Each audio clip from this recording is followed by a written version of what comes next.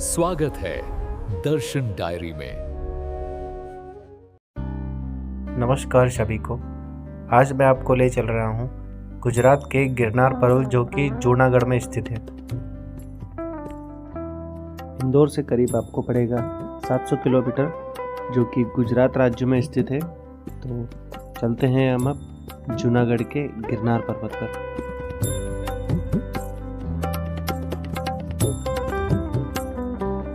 भारत भूमि पर अनेक पवित्र पर्वत हैं, लेकिन गुजरात के जूनागढ़ में स्थित गिरनार पर्वत आस्था, तपस्या और इतिहास का एक अद्भुत संगम है। गिरनार पर्वत को रेवताचल पर्वत और गिरिराज जैसे नामों से भी जाना जाता है।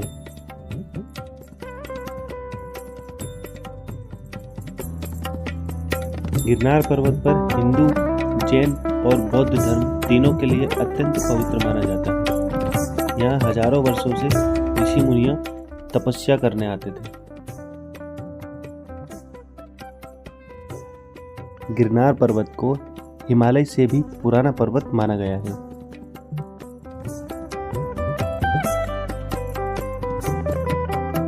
गिरनार पर्वत सिर्फ एक पहाड़ नहीं, बल्कि सदियों पुराने इतिहास का एक गवाह है।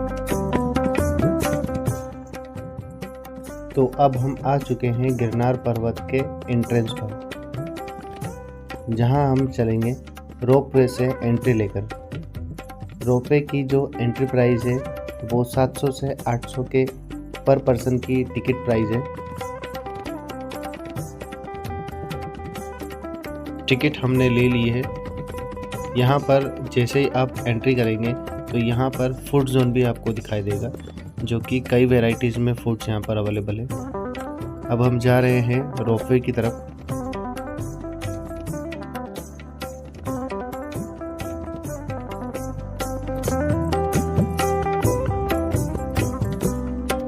गिरनार पर्वत की चढ़ाई के लिए दो रास्ते हैं।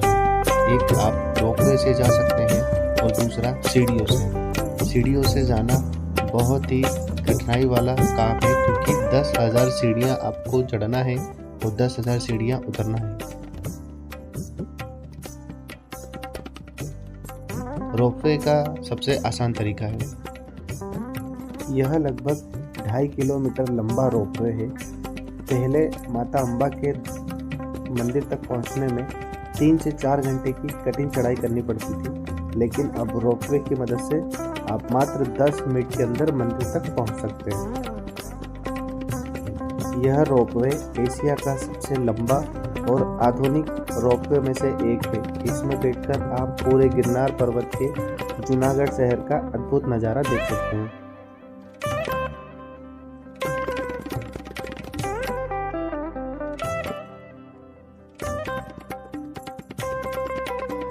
रोपवे से जाने पर गिरनार के सभी पर्वतों का नज़ारा आप यहाँ से देख सकते हैं।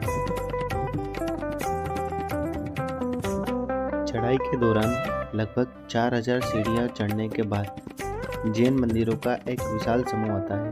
यहाँ का सबसे प्रमुख मंदिर जैन धर्म के 22वें तीर्थंकर भगवान नेमिनाथ जी का है। रोपवे का सफ़र यहीं तक ही है। यहाँ से 5000 सीढ़ियाँ कंप्लीट हो चुकी है, 5000 सीढ़ियाँ और बची हुई है। तो सबसे पहले चलते हैं हम दर्शन के लिए माँ अम्बा जी के दर्शन करने।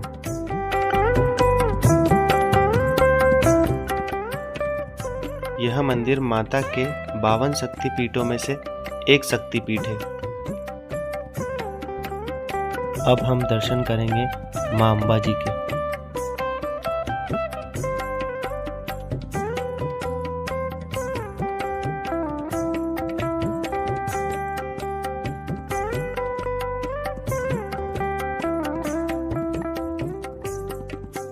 अम्बा जी के मंदिर के आगे बढ़ने पर यह चोटी आती है। यह गिरनार की सबसे ऊंची चोटियों में से एक है।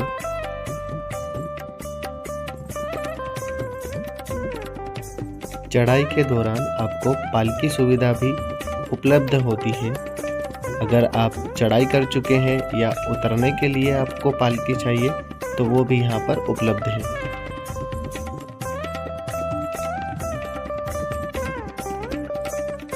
यहाँ गोरखनाथ जी ने भी तपस्या की थी। यहाँ गोरखनाथ जी की चरण पादुका है और एक छोटा मंदिर है।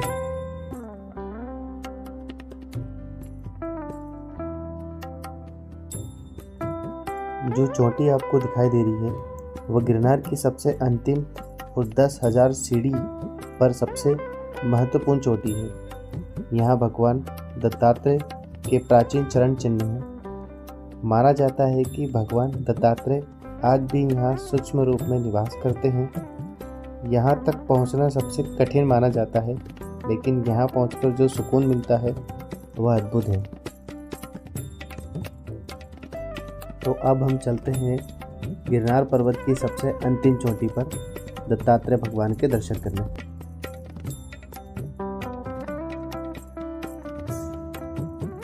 भगवान दत्तात्रेय को ब्रह्मा विष्णु महेश का संयुक्त अवतार माना जाता है। इनके 3 सिर और 6 हाथ, जो इस बात का प्रतीक है कि वे सृष्टि के सृजन, पालन और संस्कार तीनों शक्तियों के स्वामी हैं।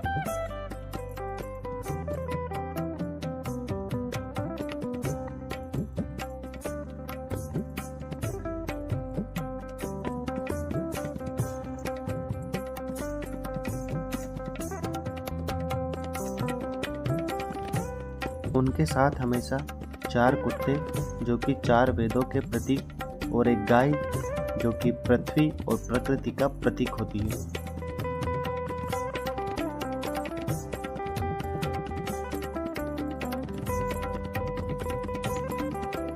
शिखर के पास ही कमंडल कुंड है। कहा जाता है कि जब भगवान दत्तात्रेय को प्यास लगी तो उन्होंने अपने कमंडल से यहाँ जल की धारा उत्पन्न की थी, जो आज भी बहती है। अगर आप गिरनार आए हैं और 10,000वीं सीढ़ी तक स्थित भगवान दत्तात्रेय के दर्शन नहीं किए तो आपकी यात्रा अधूरी है। यह वो स्थान है जहाँ त्रिदेवों ने एक होकर अवतार लिया है। कहते हैं यहाँ की हवाओं में आज भी उस महायोगी की तपस्या की गूंज सुनाई देती है। यहाँ पहुँचते ही आपकी सारी थकान गायब हो जाती है और मन एक अनोखी शांति से भर जाता है। पौराणिक कथाओं के अनुसार भगवान दत्तात्रेय ने गिरनार की सबसे ऊंची चोटी पर 12,000 वर्षों तक घोर तपस्या की थी। आज जहां उनके चरण चिन्ह हैं, वहीं उनका निवास स्थान माना जाता है। यहां तक पहुंचना सबसे कठिन है क्योंकि अंबाजी मंदिर के आगे बढ़कर आपको कड़ी चढ़ाई और ढलान पार करनी पड़ती है।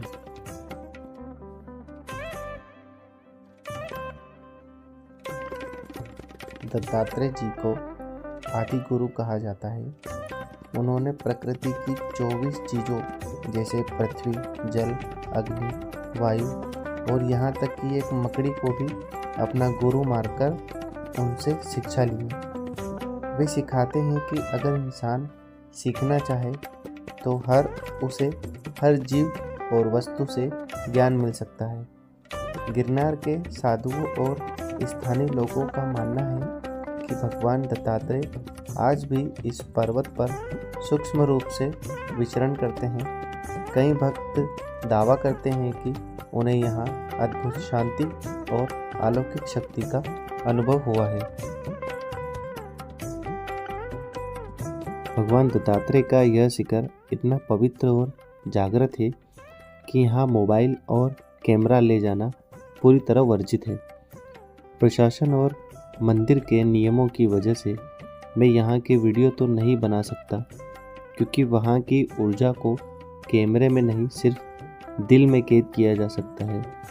लेकिन इन तस्वीरों के माध्यम से मैं आपको उस दिव्य स्थान के दर्शन करा रहा हूँ जहाँ पहुँचते ही इंसान अपनी सुध बुध खो देता है।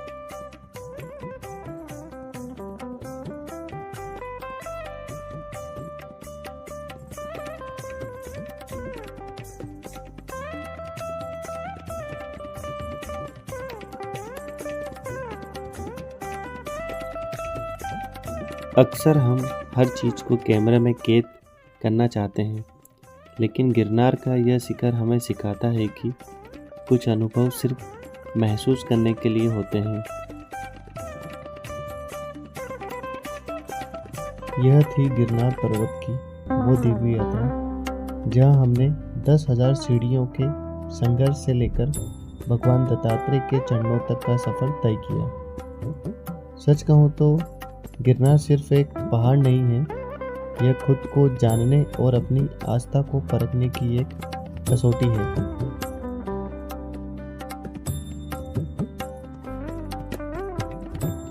अगर आपको गिरनार की यह जानकारी और मेरी यह छोटी सी कोशिश पसंद आई हो तो इस वीडियो को लाइक ज़रूर करें।